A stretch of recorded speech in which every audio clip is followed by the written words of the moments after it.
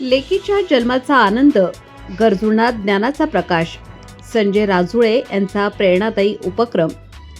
हनुमान जयंती दिनी कन्यारत्नाचे आगमन. शैक्षणिक साहित्य वाटपातून समाजाला दिला संदेश. सामाजिक जाणीवेचा सुंदर संदेश देणारी एक हृदयस्पर्शी घटना नुकतीच घडली.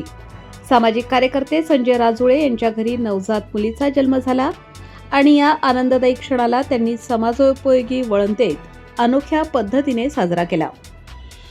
खुशीग्राम फाउंडेशनमधील अनाथ व गरजू विद्यार्थ्यांना शैक्षणिक साहित्याचे वाटप करून त्यांनी आपल्या मुलीच्या जन्माचा आनंद समाजासोबत वाटला.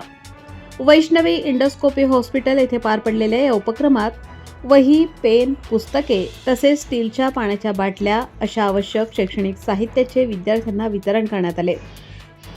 या प्रसंगी डॉक्टर राजेश दर्डे, डॉक्टर वर्षा दर्डे, संपादक दत्तात्रय परळकर, खुशीग्रामचे संचालक मधुकर सोनवणे यांची उपस्थिती लाभली.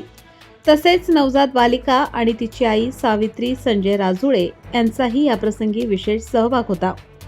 विशेष म्हणजे ही गोंडस बालिका रामभक्त हनुमान जयंतीच्या पवित्र दिवशी गुरुवारी जन्माला आली.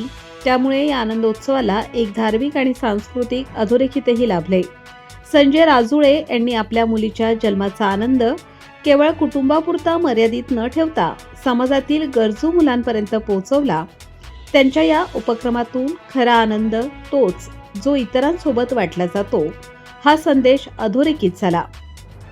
त्यांच्या या सामाजिक बांधिलकीच्या कार्याचे सर्वत्र कौतुक होत आहे.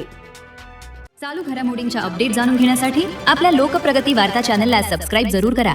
बेल आयकॉनवर क्लिक करा आणि रहा अपडेट.